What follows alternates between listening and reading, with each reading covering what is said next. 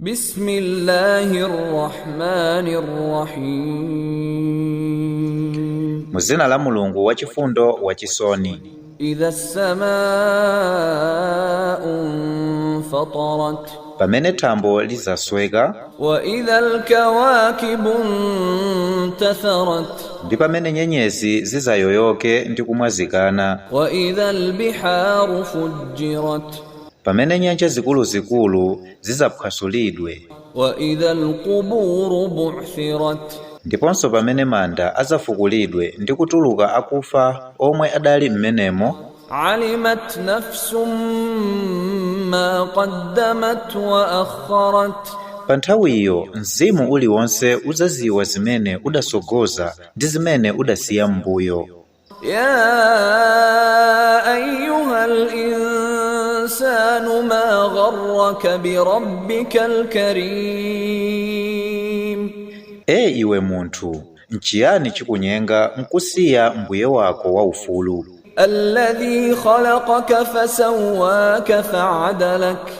Amene adalenga iwe nakulinganiza ndi kukulongosola. Fi ayyi suratin ma sha'a rakkabak. Ndipo maonekedwe a mtundu uliwonse omwe adafuna adakuveka. Kalla bal tukadhibuna biddin. Ayi si choncho, koma inu mukutsutsa za tsiku la malipiro.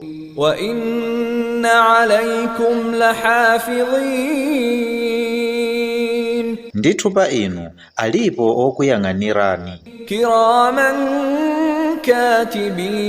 katibin. Olemekezeka olemba zochita zanu.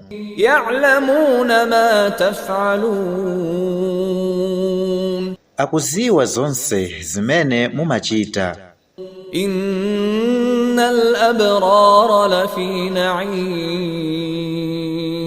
Ndithudi ochita zabwino azakhala mu mtendere. Wa innal fujjara lafi jahim.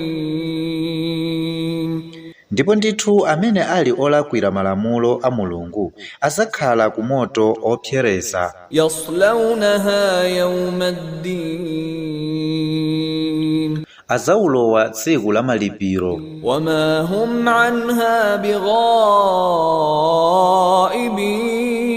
bighaibin. Ndipo iwo ku moto sazachokako. Wama adraka ma yawmuddin. Kodi nchiyani chingakuziwise za tsiku la malipiro?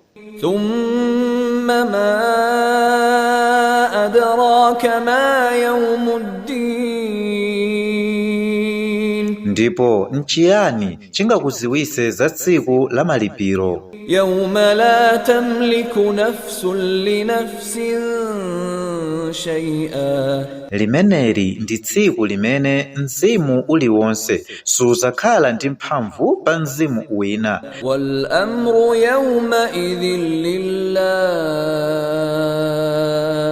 Ndipo lamulo pa tsiku limeneli ndi la Mulungu yekha.